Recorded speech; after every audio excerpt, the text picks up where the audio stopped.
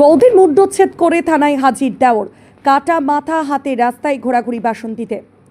দক্ষিণ 24 পরগনার বাসন্তী ব্লকের 6 নম্বর ভরতগড় গ্রামে ঘটে গেল এক নারকীয় হত্যাকাণ্ড। পারিবারিক অশান্তির জেরে দেওর বিমল মণ্ডল নিজের বৌদি সতী মণ্ডলকে কুপিয়ে হত্যা করে।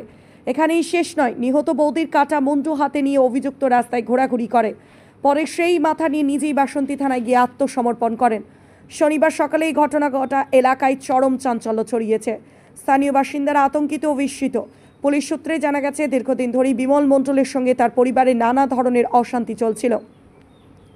শনিবার ভোরে আচমকাই পারিবারিক বিবাদের জেরে বৌদি সতী মণ্ডলকে ধারালো অস্ত্র দিয়ে আক্রমণ করে সে। ঘটনাস্থলে মৃত্যু হয় সতীর।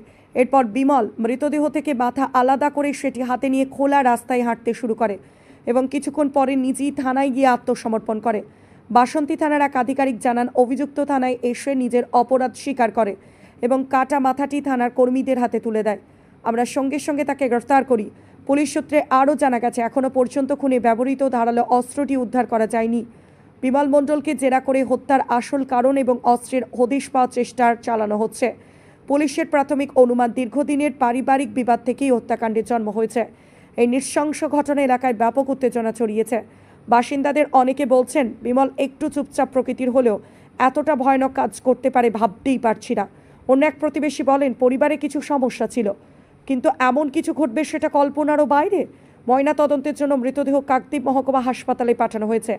অভিযুক্তকে রবিবার আদালতে তোলা হবে। পুলিশ জানিয়েছে, এই ঘটনাকে অত্যন্ত গুরুত্ব দিয়ে দেখা হচ্ছে। সামাজিক নিরাপত্তা বজায় রাখতে এলাকায় নজরদারি আরও বাড়ানো হয়েছে।